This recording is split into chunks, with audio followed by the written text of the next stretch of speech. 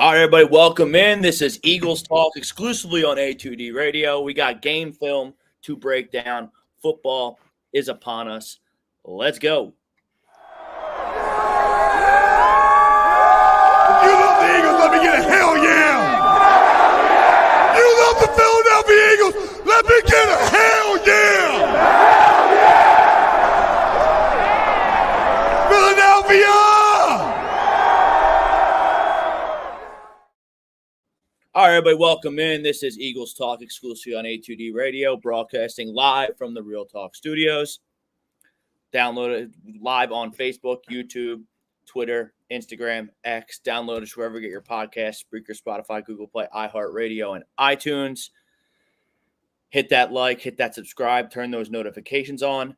Chuck's with the week off. Les Bowen waiting in the wings. PY's in the house. Of course, I am Rob Brinkman. Eagles win their preseason opener, 16-13 over the Baltimore Ravens down in Baltimore. A lot to talk about. You know, we got stock up, stock down. We got Les Bowen. We got a jam-packed hour for you guys.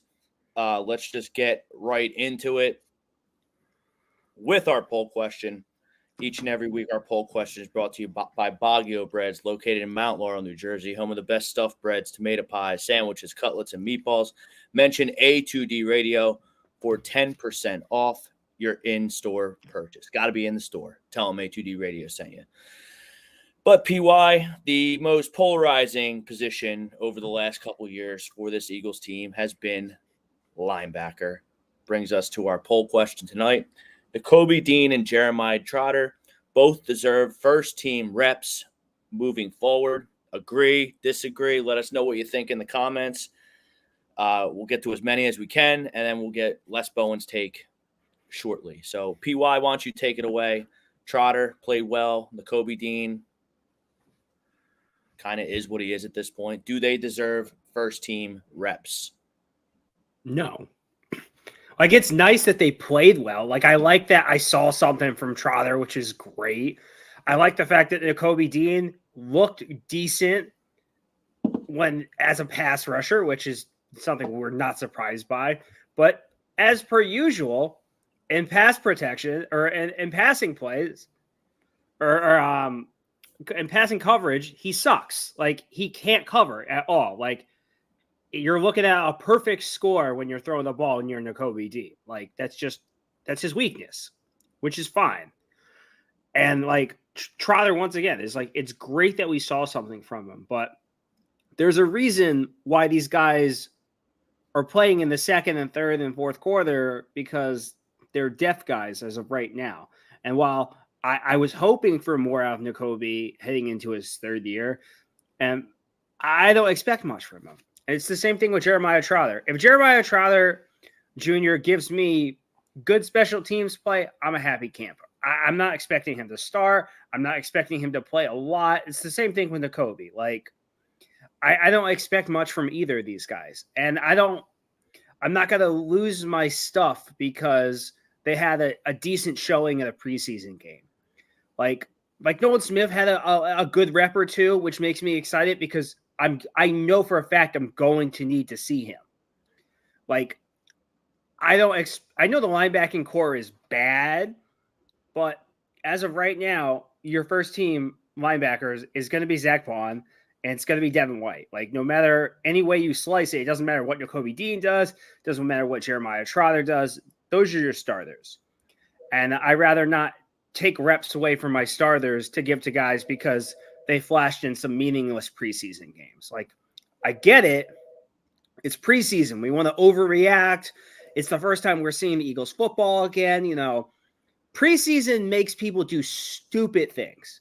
It's like Sam Bradford. Oh my God, I went 10 for 10, 3 touchdowns. We're going to the Super Bowl. No, spare me with that bullshit. Like, let's just take a deep breath, all right? It's preseason for a reason. I think that the key word to this poll that makes it a disagree for me is the word deserve. Neither of these guys deserve anything.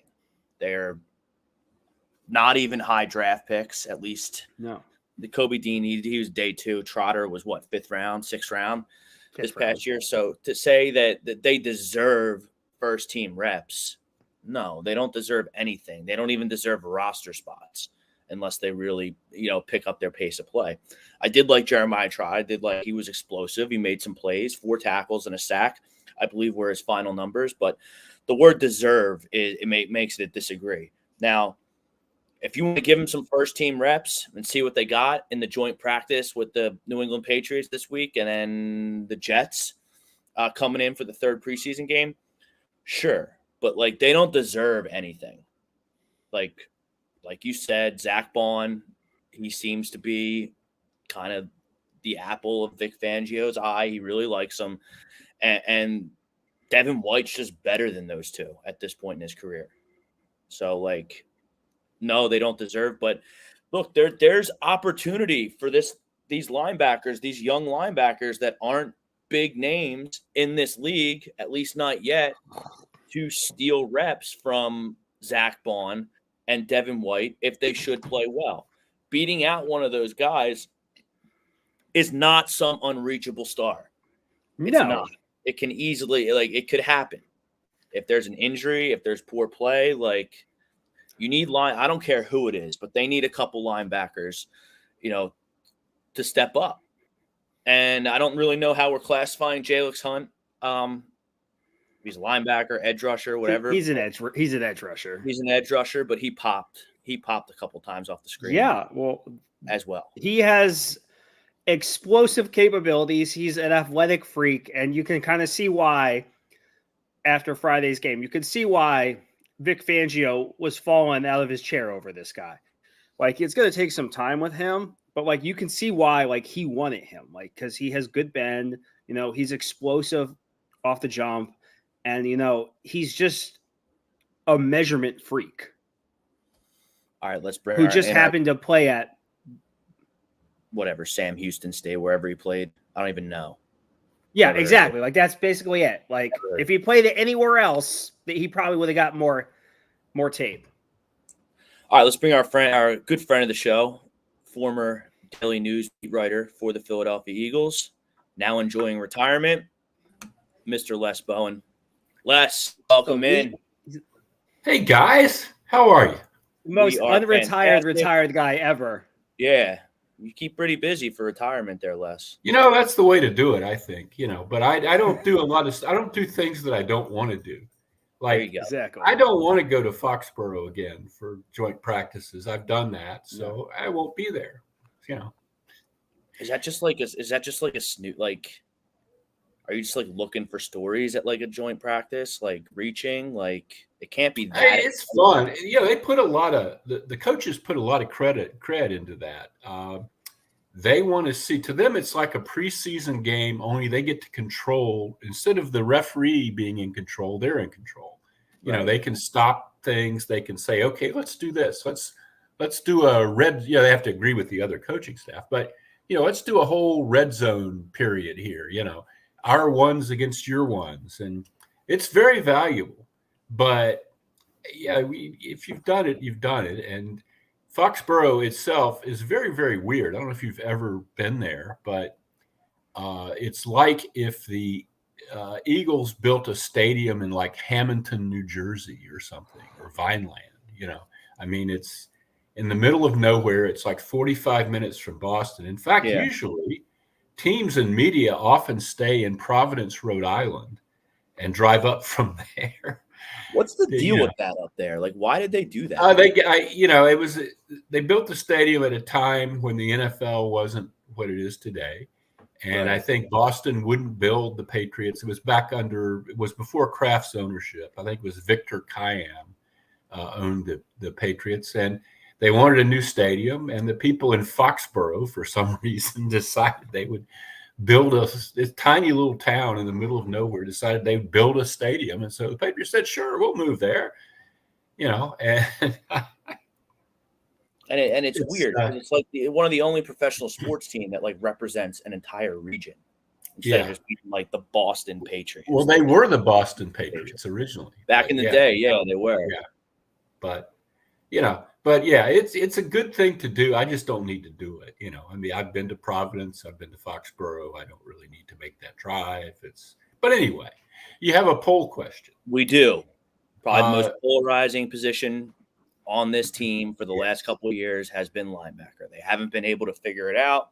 Our poll question, Nakobe Dean and Jeremiah Trotter deserve first-team reps moving forward.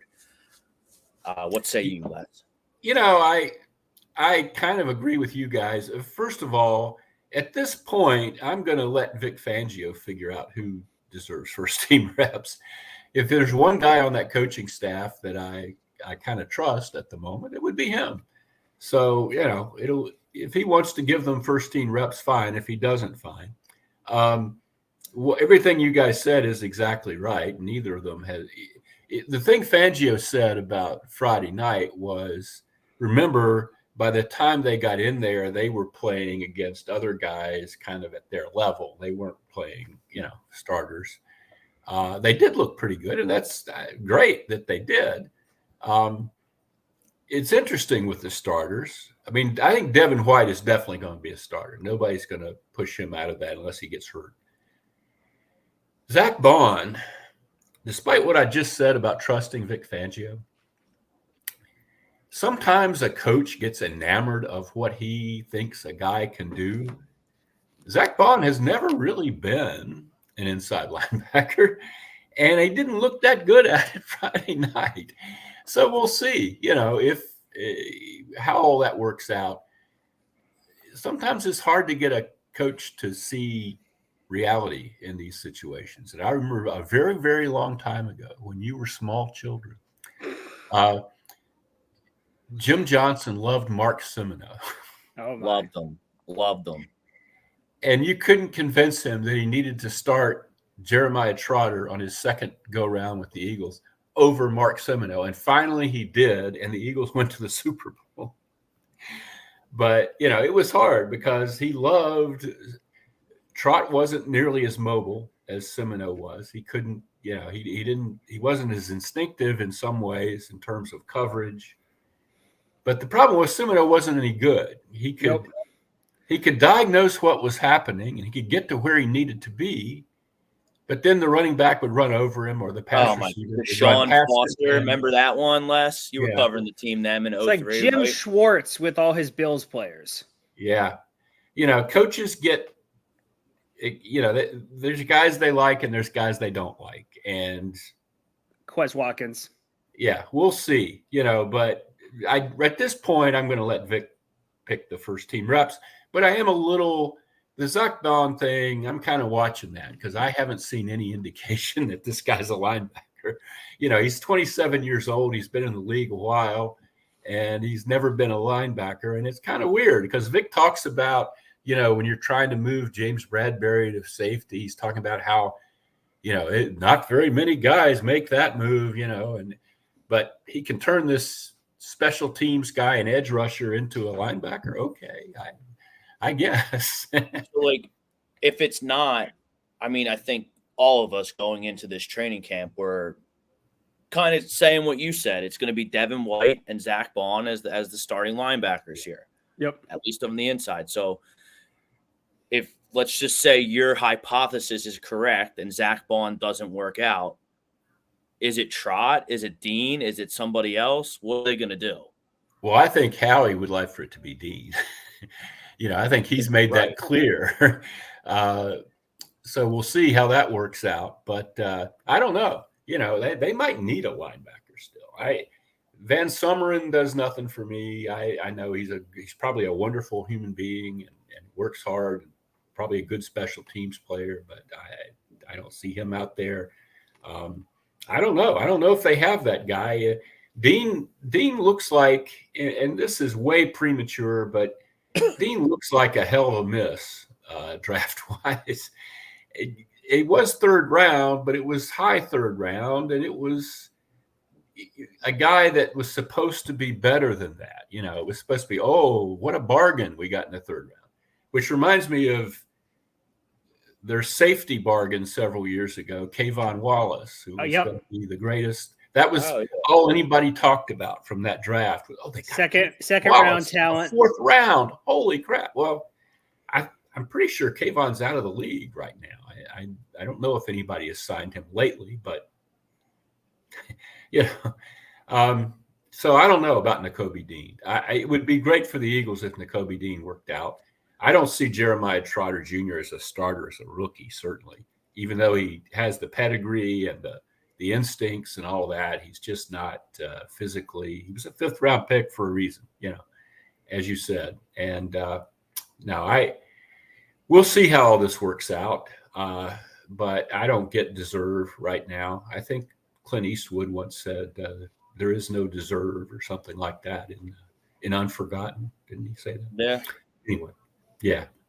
And that's kind of like deserve. Like none of these guys, they don't deserve anything. Let's get a few comments here. Our boy Chuck's checking in. Chucks. How are you, buddy? Everything's good on the home front there. I'm sure Chucks will be back next week to talk some Eagles Patriots. Josh K 76. Trotter has potential. Dean stinks. Okay.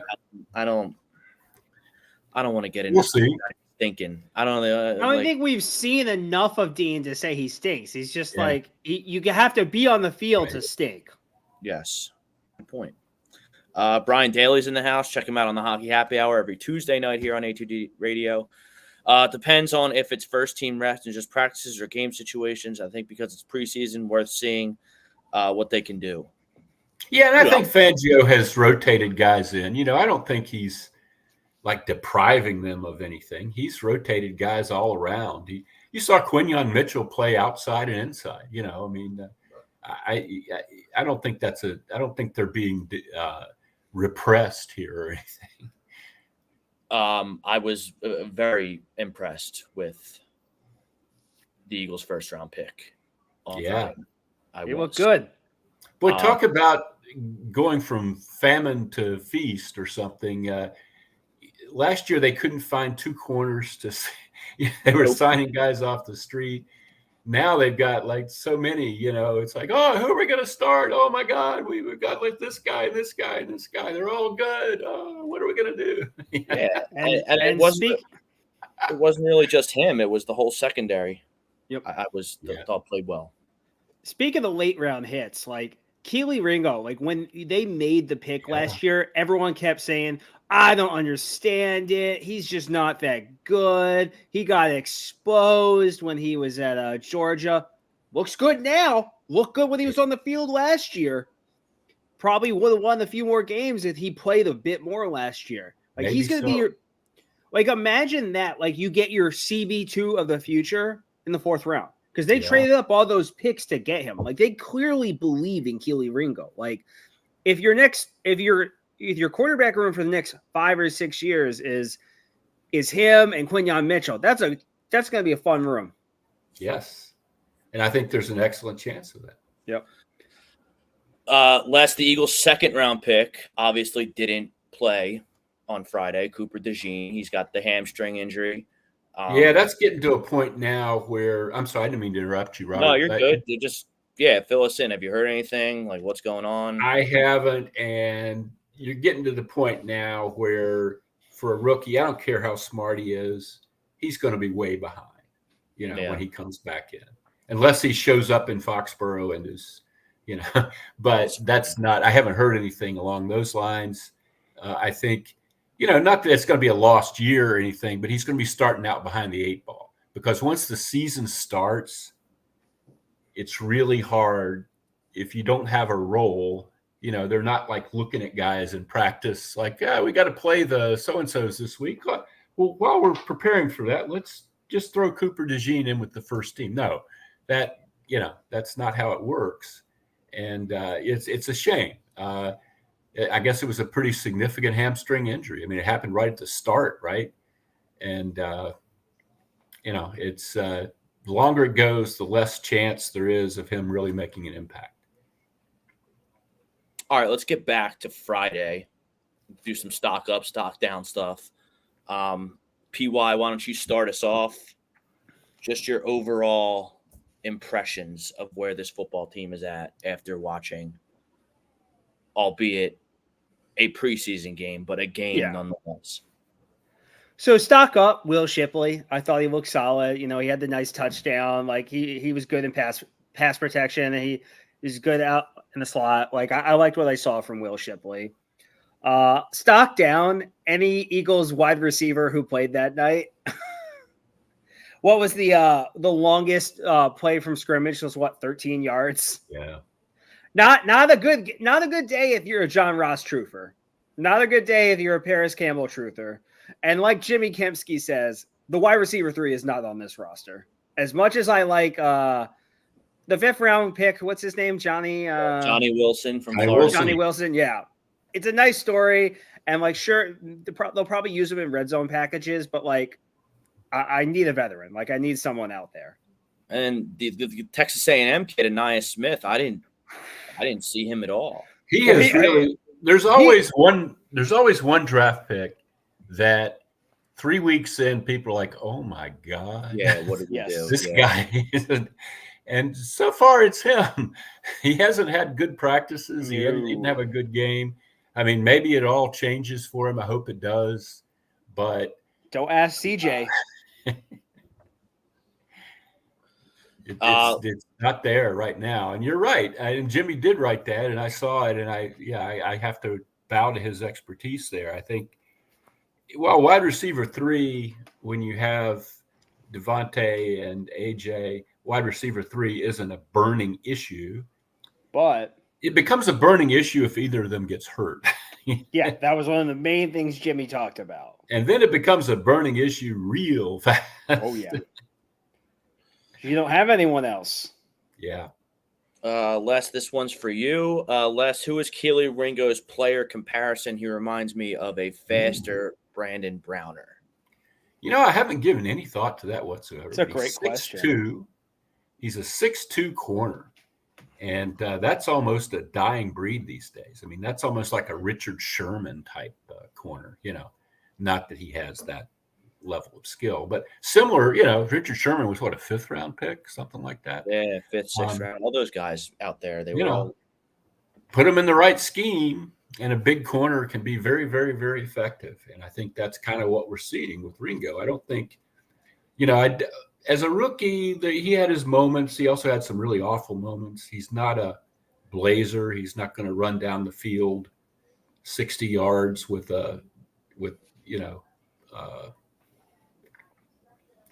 Deshaun Jackson in his prime or anything like that. But he's got skills and he knows what he's doing out there. And I like a guy with some size, you know, and some savvy. There's Little Griffin, big fan of the Eagles, 14-3. He's also going to be an uncle. Woo! Congratulations. Good for you, Little G. I don't know about 14-3. I'm not going to go that high yet. That's a lot. Yeah, I'm reserving.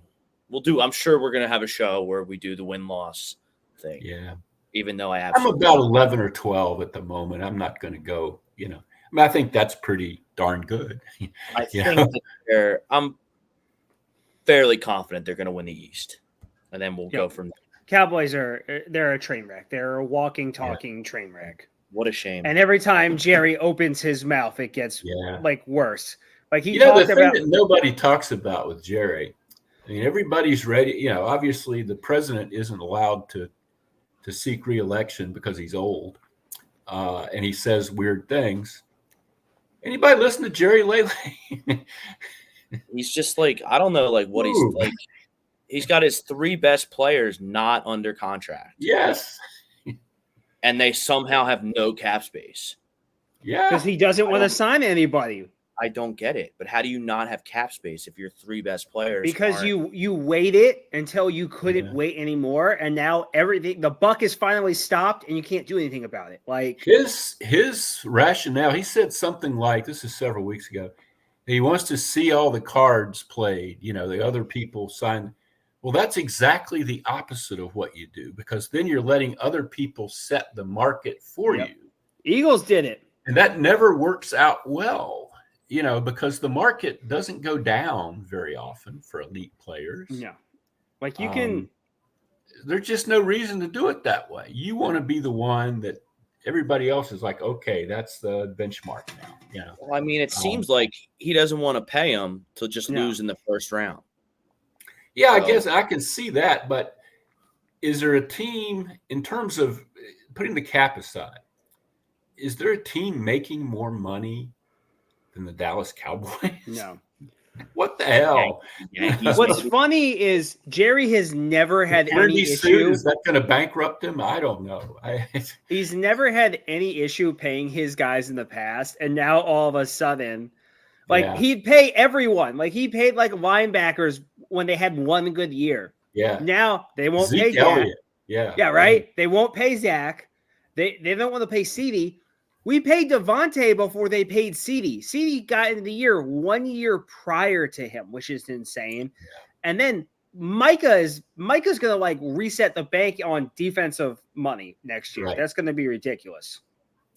Well, with Dak, I could almost see it because the playoff thing has become really weird with him. It's and you don't know if you have a plan for a successor to find a successor somewhere. If you had obtained a draft pick, say, that could be like a top 5 pick this year from a bad team, and you were letting Dak play out his deal, I'd be fine with that because it's not a known thing. That you great. With that. But when you don't have that, and they don't, I can't imagine letting this happen. I think Jerry has a little man crush on Trey Lance, which is fine. Yeah, I don't know why. I don't know why either, but I think someone's in his ear telling Jerry that, hey, we don't need to spend all this money on Dak. We have Trey Lance, and then I think he's going to make we talked enough about the Cowboys. I think they're going to make a play for Shadir Sanders, and then they're going to make a play for Deion to be their coach because that's what Dallas does. They do that. Well, that would be a disaster. I mean, the whole Deion thing is fascinating. I like the idea of a big time black coach who, speaks to young guys in the way that they can relate to, but it doesn't seem real. It seems all flash to me what Deion's doing at Colorado. It maybe in the new era, NFI era, it's going to go that way. But I'll have to see him really do well there do better than he's done so far before I'm really on that train. And for him to come in and strategy wise, scheme wise, come into an NFL team and be the head coach at this point, that would be quite a show. There's no. How long until you see Parsons in Midnight Green? That would be something, wouldn't it? You'll never see it. Well, he loves the Sixers. That'd be real interesting. Fangio would have would have some sway if that ever happened. If they ever paid, to get Micah Parsons, you could do it because he's not a traditional linebacker. I mean, you could say that he's just an impact player, all around. Pass rusher. Yeah. So who knows? There's another one for you from Marshawn Lynch. Marshawn Lynch, excuse me. Is there a successor or heir to Jeff Stoutland who's already in the building? His assistant, I believe, I haven't checked this year to make sure he's still there. I hope he is. I'll be embarrassed if he isn't. Roy Istvan is his assistant, who's been around a long time. Pretty respected guy. There's always that Jason Kelsey if he wants to really work for a living. The problem with that is he's on Monday Night Football. Jason Kelsey, I mean, you don't need being an assistant coach in the NFL is a hard job that takes a lot of time away from your family. And that doesn't seem to me to be what Kelsey's heading toward, in his retirement. But he could certainly do that. There are a lot of guys that you could see, but Stoutland is really special. But there are a lot of guys that have played for him that, would love to step into that sort of role. But it's a very good question. I think Stout's going to be there several more years. He's not an old guy, really. He's not as old as me, for instance. But that's worth thinking about down the line, certainly. Do you guys have any thoughts about that? I don't, other than no, not really. I know it's not going to be Jason Kelsey. He just got it's $100 million deal with Spotify to do it. Right. It's a podcast with his brother, and he's on Monday Night Football. Well, he's going to be back mid-season. And that's a lot easier than breaking down film at 2 a.m, you know. Yeah, for $40,000 a year, whatever they make. It can't be that much. Oh, I think Stout is making a lot of money now, but it's the guys that they are like the first entry level assistants. Those are horrible jobs. PY, you mentioned the receivers that suited up. Oh yeah. Were very underwhelming. No good. Hashtag agree on that. And PY, you've been saying, for weeks and months now that the third wide receiver is not on this team. Nope. Could be in Texas. Could be in Houston. A lot of rumors swirling around the internet that Howie is on the prowl for a wide receiver. And John Mechie's name continues to be brought up. I mean, him and Allen Lazard. I'm good on. I'd take Allen Lazard as my wide receiver 3. I guess, but that doesn't We Mechie had Chris Watkins the last 2 years. Like, what are we doing here? I know. Did you see him in the Pittsburgh preseason game? Whoa! Yeah, just butterfingers. Gonna Quez, but John Mechie, Allen Lazard. I mean, they would Hunter Renfrow. Okay, that's a name as well. I like John Mechie. I do. I think that would be a good trade. I just like I like Mechie for the optics because he gets to reunite with Devontae. But I'm like, what is John Mechie really showing us to where you're like, oh man, this is a great move. Like if you get Allen Lazard, he's only 24, and I guess he had leukemia a few years ago, right? I mean, he could still be. There's a case to be made that there's more there than his show. Yeah, it's better than trading for a 30-year-old wide receiver or something. I don't know. I mean, I have no idea, but it seems like the sort of thing for the right price you'd want to think about. Tom Arnone is in the house in the chat. Congratulations on the daughter, by the way. Yes. He disagrees. Back to the poll question for now. Disagrees. Yeah, I don't think anybody has agreed so far. And then you guys know what to do out there. Hit that like, hit that subscribe, turn those notifications on. Throw a few more comments here. Greg Milakovic, he wouldn't say no to Mechie. No, I mean, if the deal is right. Okay, well, here's another one. Hassan Reddick. Oh, that's a good topic. Yeah. This is a great topic. Thank you, Bob. So Hassan Reddick, he's been in New York for a cup of coffee, really. He hasn't shown up yet, and he's demanded a trade. This is just such a massive cluster. If you believe the reports, there's one reporter who covers the Jets who apparently has management sources, and his take on this was that when they made the trade with the Eagles, they had a deal with his son and his representation that they would give him more money this year, bump up the guarantee, add some few million to it, and he would play this year while they talked about a new deal. And that when push came to shove, after the trade was made, when it came time to report to like the mandatory minicamp, suddenly Hassan didn't want to do that. That's not a good way to do business if that is the case. We don't know that that's just the Jets management spin on this. Maybe that's wrong. But what a mess.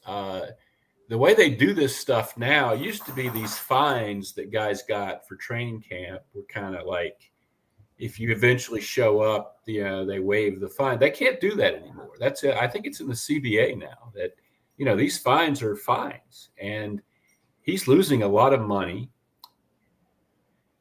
I feel bad for him because he's a great player and he does deserve more than he's making. But at this point, who's going to give it to him? I just don't see it. How are the Jets going to make out, trading him at this point? They're going to make out awful. They got him because they needed him, and they think they're going to be a competitive team with Aaron Rodgers and so forth and so on. They are. Which I don't believe. Yeah, but they think so, So how the Jets aren't going to trade him. He needs to have a real, his representation needs to sit down with him and, hey, this sucks, Hassan, but here's where we are, He looks so stupid. He's got to play. I mean, he's not going to sit out the year. That would not be a good thing, given his age and everything. He has no cards here. I don't see any cards. Maybe there's cards. Maybe if somebody's top edge rusher gets hurt or something. But right now, no, you can't. This isn't happening. No. Do you guys disagree at all? Or I mean, no. I don't know what he's doing. I really don't. I think it says a lot. Understand. Yeah, I don't understand the guys that want more money but then hold out and cost themselves all these fines. Yeah. I think it kind of leads so much credence to the rumors of last year that he was sack chasing. He wasn't good in the locker room. He was a problem. And a lot of people trash Howie for this move, but they're like, oh, well, he should have just stayed patient. I don't want this mess in Philly right now. Are you kidding me? Right. As much as we're a better defense with Hassan Reddick, having Hassan Reddick on this team would just cause more problems.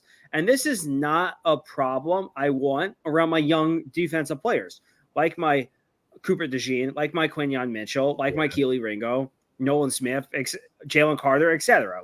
I just don't need it. It's an unnecessary distraction. And as usual, Howie read the tea leaves perfectly, and he got out of it right when he needed to. I think the best possible solution, if you turn back the clock, if they could have gotten something done during the season last year. Yep. I think he would have stayed a good guy, and he's a massive talent, and they certainly could use that guy. But when that didn't happen, everything has just gone to pieces for Hassan, and it's a shame. But as I've said on here many times, the root of the problem is that at age 30, he's trying to get paid for what he's done and hasn't been paid for. He didn't make the money he should have made when he was getting 17 sacks. Well, that's not the way payment works. You get paid for what you're going to do. And you can't say for sure that that's what he's going to do. And he's on his fourth team and looking for his fifth at this point. Les, before we let you go, final thoughts on the game on Friday. Give your stock up, stock down, and tell us what you're up to as we progress towards Brazil. Okay. Well, it was a weird game for me because I was actually down in Charlotte. My sister and I were cleaning out our mom's house, which my sister and her husband are going to rebuild. And we've been there. Our family was there for 54 years. So there was a lot to clean out. I knew I was in trouble when I pulled out an envelope from a closet that said calendars from the 60s and 70s. So I ended up watching the game. I didn't see the whole game. I saw a good bit of the game on my phone because, shockingly enough, Ravens-Eagles was not on TV in Charlotte. I saw enough to be, the backup quarterbacks weren't good. I think there's a lot of talk about that. I don't know if that matters right now or not. I Kenny Pickett, he has talent. I mean, we all know why he's here. I'm not going to panic. I mean, you're not going to have.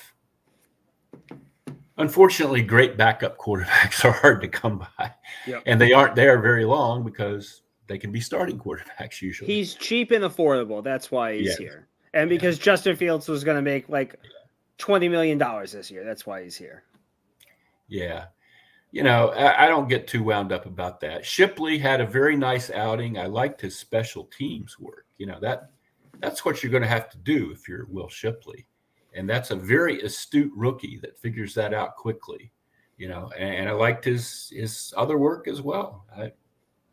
I wasn't a huge – it was okay with me that they drafted him, but I wasn't like, oh, boy, they got Will Shipley. But, yeah, that's a good guy to have around, I think. Becton, it sure looks like, is the right guard. He only played one series. They wanted to get him out of there before he got hurt. Tyler Steen came in and played. I was a little surprised he played as much as he did because he hadn't practiced. But I think from Tyler's perspective, it's time to get out there and try to see what you can salvage here, And I think it's Becton's job to lose at this point. I would like to have seen the pass rush better. At the end of the game, it was great.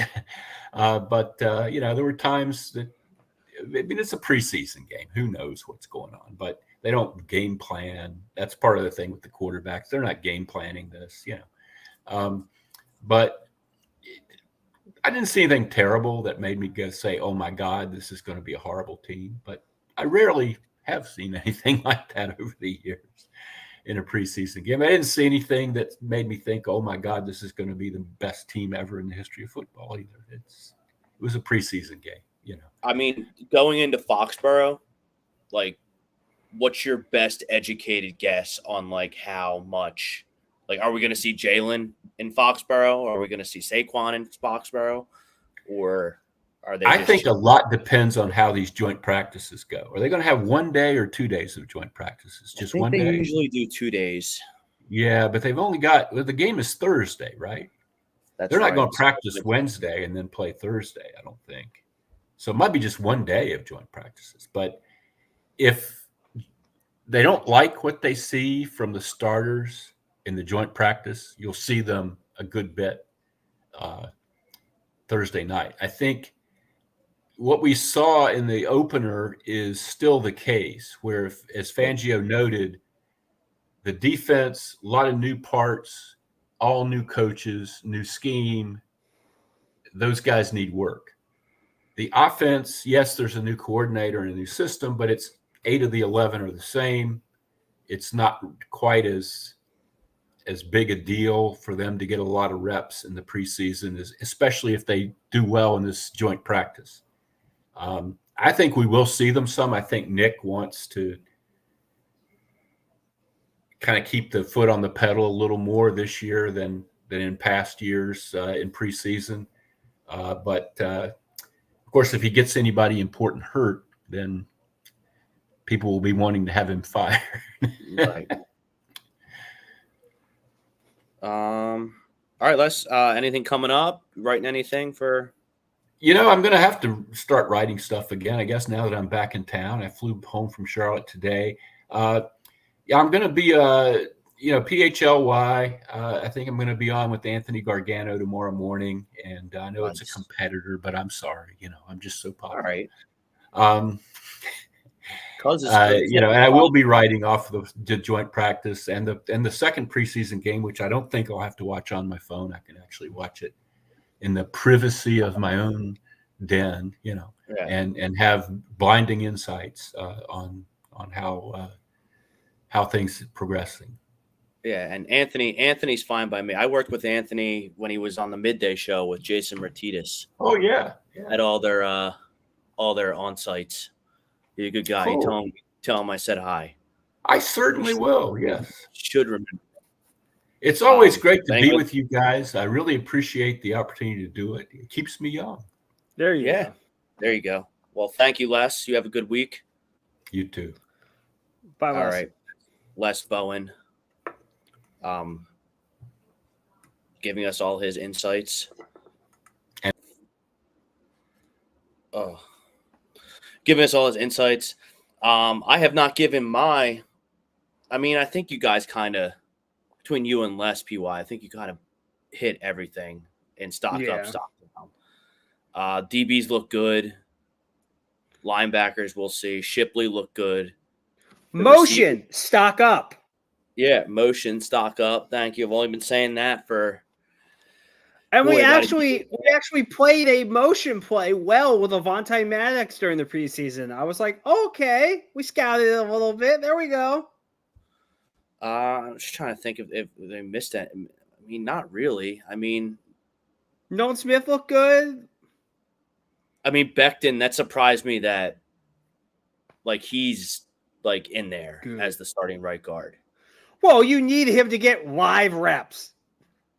But he didn't get that many. He only did one series and then came out. So that tells me that, like, I think that was the conditions were so awful. They're just like, we just need you to play a little bit. I mean, I'm fine. Go, you know my philosophy. Go knock the shit out of each other in practice. Take the preseason games off, and we'll see you in Brazil. But like you don't want the first like live sessions of him playing right guard to be in a game. Like you want him to have a little bit of preseason. I hear you, especially for a guy who's coming off an injury like that. Yeah. He's also never played right guard before. I mean, if you can play tackle, like you can. No. It's like playing shortstop. It's not like playing shortstop. He'll be fine at right guard. It's like being a catcher and moving to first base. Like, what are we doing? That's not a big leap either. It's not the same. I did want to talk about head coach Nick Sirianni for our last few minutes here. Les has been on. Everyone's had an opinion on Nick Sirianni. I think that this guy was really close to getting fired last year after the collapse. What are we looking for this year from Nick Sirianni? I mean, I don't really need much from him. I don't think whatever he does, I think people are just going to be unhappy because they don't like him. And no matter what he says or does, people are going to be upset with it. They want to. People are already on the let's hire Bill Belichick train, and they're not getting off. In my opinion, I think he's done what he's needed to do to be a successful head coach heading into this season because he knows what he failed at. He knows he wasn't good in certain things, and he knows he needs to be more accountable, and he needs to take more time with the quarterback, and he needs to be better in his rigidness because he wanted things his way and he didn't want any change. And so he got out and they went out and they got an offensive coordinator who is as different of a coordinator as you can get as opposed to what Nick Sirianni's offense is. Like, it takes a big man to look himself in the mirror and be like, I can't do this. I'll do what I have to do to still be here. Because Doug Peterson wasn't that type of man. He's not. And I love Doug, but Doug knew I can't do this, and I want it my way or the highway. And that was his philosophy, which is nothing wrong with that. But Nick is a big enough of a person and is able to set his ego to the side and be like, this isn't working. I will give up some power to make this work. And obviously, he's saving his own bacon, but not everyone has the ability to put their ego to the side. See, now, this is interesting here from Matthew Walsh.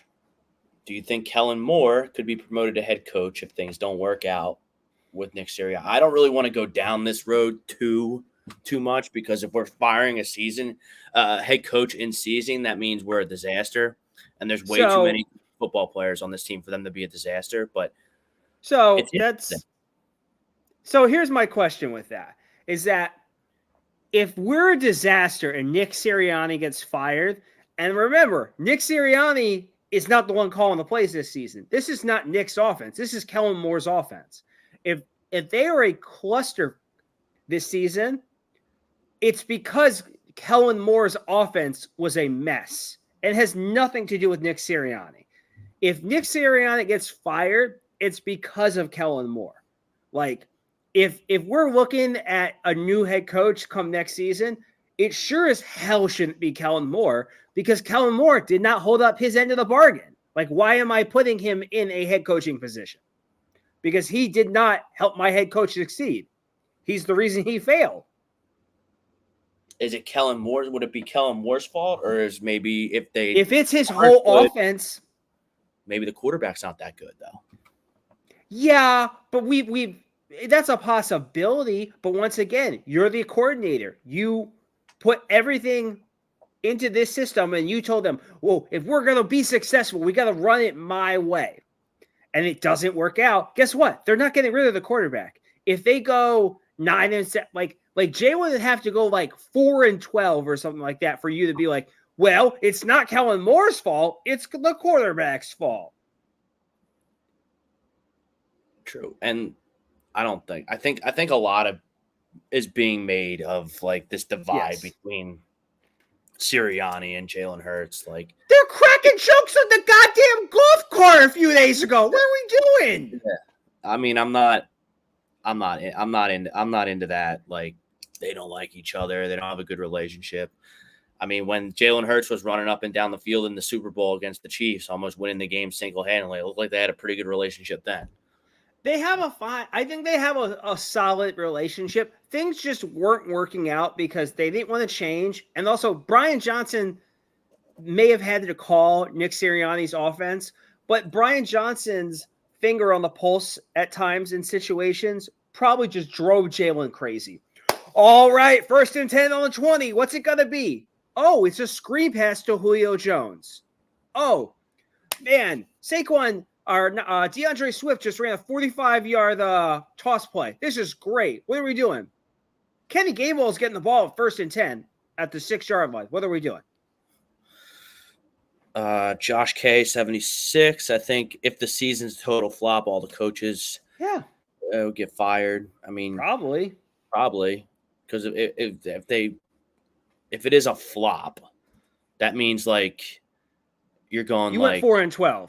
That's what it means. Yeah, but it's like from like November last year to this season. That means you've won like 3 or 4 or 5 football games in like a calendar year.